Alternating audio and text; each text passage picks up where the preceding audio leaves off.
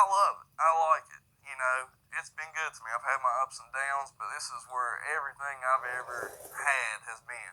Riding bikes, four-wheelers, fishing and stuff. Oh, you're in heaven. And, you know, this is home. I tell you, when I was 18 years old, I was that guy that said, I'm leaving on this football scholarship and I ain't never coming back, you know. And I went and did WVU for 2 years and take me home. Nice neighborhood, good people, great place to raise kids. They had a little freedom, but everybody kind of kept their eye on everybody's kids. And it was a wonderful place to raise children. My childhood was great. I had a good childhood. My dad was a coal miner. My mom, she's a RN nurse, so I was spoiled. We had anything we wanted.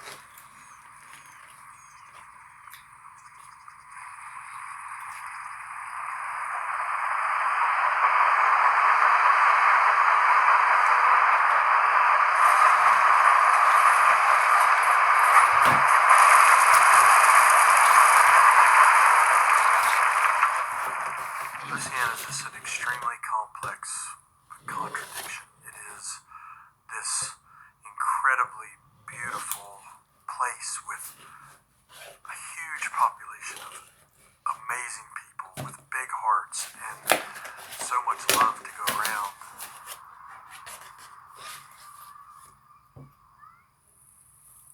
There's this darkness that has come over it that has affected all of those things. I mean, I think in a way it's even affected the natural beauty of this place because as a person that lives here, I almost can't look at it the same because of, and people don't trust each other like they used to because there's more crime and there's more, you're getting this much more us against them mentality, and it's incredible and amazing and awful all at the same time. It started happening, I guess, probably 10, 15 years ago. I don't know if it started with overprescribing or, I mean, because when I was a kid, there was always the kid that smoked pot. And smoking pot and drinking was about all anybody ever did. And now it's they experiment with so many pills, and most of them are synthetic, and they are very addictive, and it's taken a generation of our kids. I always pictured high school to be like the stereotypical thing, you know, swirlies, all that shit. Even like the Days Confused, paddle to freshmen, shit like that. Instead, it was like you would walk down the hall and kids would just slap you a pill in your hand. When the prescription drug pill Oxycontin hit the market, the whole game changed. People started ripping each other off. They started breaking into people's homes and stuff to feed their addictions. That, to me, has been the biggest downfall of the area. It's an epidemic here. I mean, anybody you could talk to here will tell you that they've at least dabbled in something. They might not have gotten addicted to it, but they've at least fooled around with it. Why here? Because there's nothing to do. Because this is such a small place. I mean, you look around, there's mountains everywhere. I mean, in big cities, they've got movie theaters and like malls and stuff like that. We don't have anything like that to go and just do something. I had a group of friends that there was about 5 or 6 of us.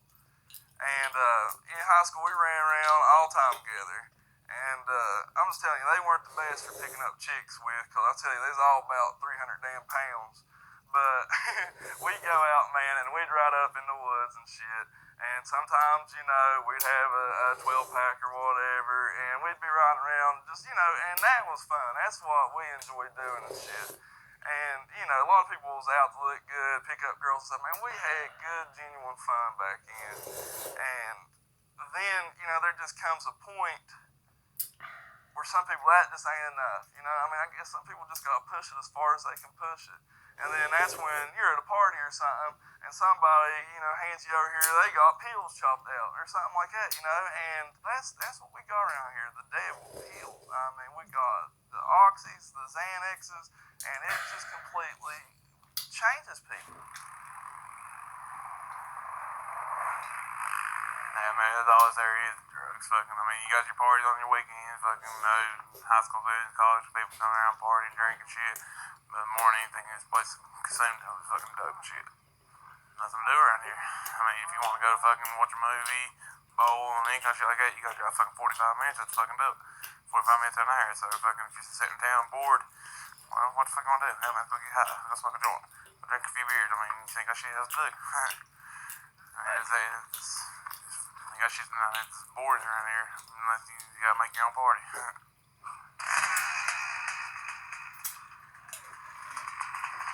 I got 2 weeks before I deliver. Had a little boy, a little miniature him. little juggalo. Yeah, that's what he's gonna come out listening to, probably.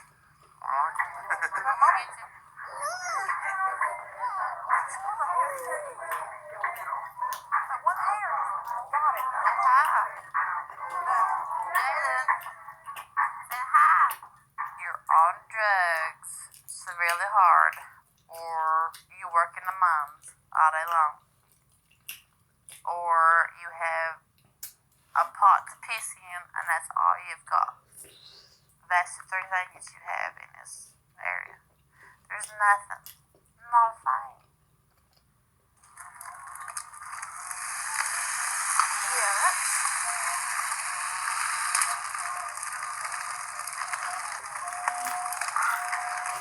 Hillbillies. Just about everybody around here is on dope. Growing up, that was normal, people drink and people smoking pot and shit. But then, I don't know, here in the past 12, 15 years, the pharmaceutical drugs is ruining people. I can tell you the people that I went to school with, I graduated in 2001, that are dead. OD'd or some shit. This is actually the #1 county in the state of West Virginia with prescription pill abuse.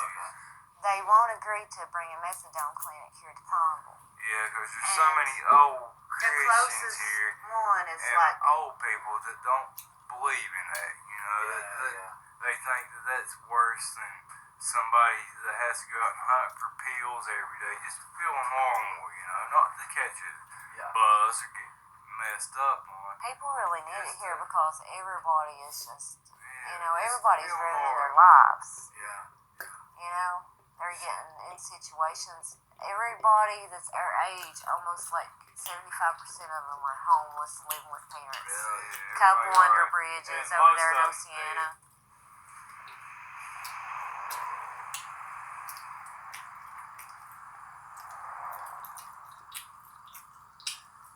When I first come here, I had nowhere to stay.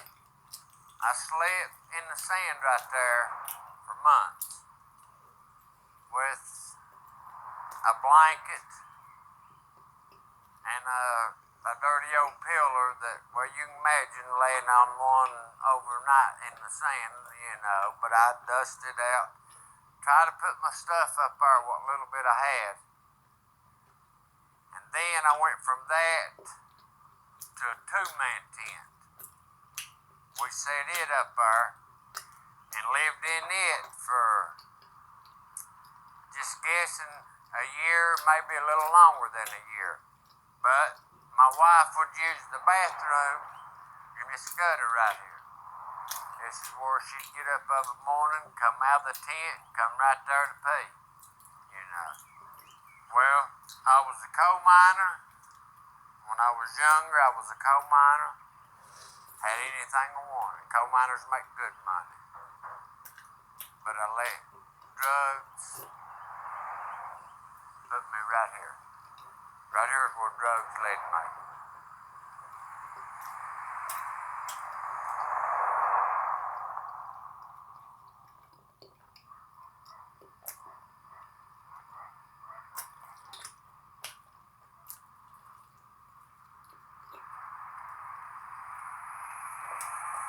everybody's getting laid off from the mines, and everybody's getting laid off from the strips and everything. Drugs is what's blooming around here. You know, I'm being honest with y'all. Y'all, I know I hate for y'all to be around this atmosphere because not everybody's like this, really. Honest to God, it's not. But most people find that that's a quick dollar because everybody's wanting everybody. People you wouldn't even think of, cops even, you know?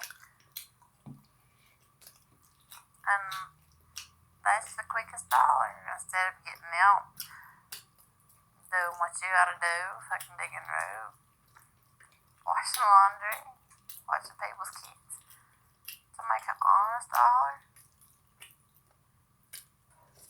Drugs is the next thing.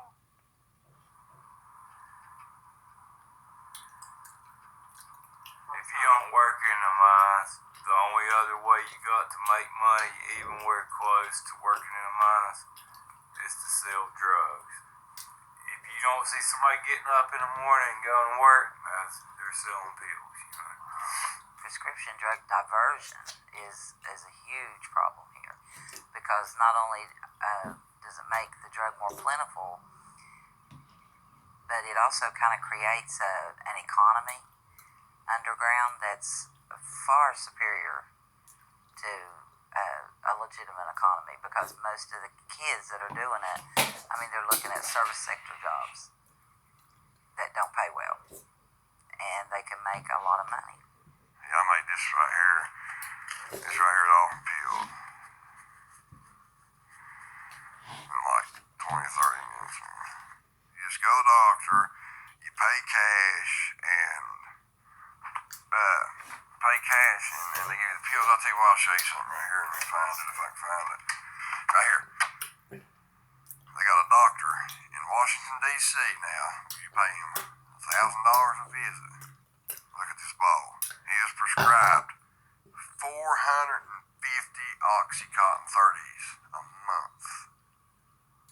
He's prescribed 15 30s a day. Take 6 tablets every morning, then take 5 tablets at 1 p.m., then take 4 tablets at night. 15, and this ain't all he wrote. I wish I had the other bottles. He wrote these 450 Oxy 30s a month, 200 methadone 10s, and 120 speed pills Adderall. You pay that doctor $1,000 a month, and this is what he gives you. You think of the money that was just in this bottle right here. 100 of them's $4,000. 450 of these Oxy 30s.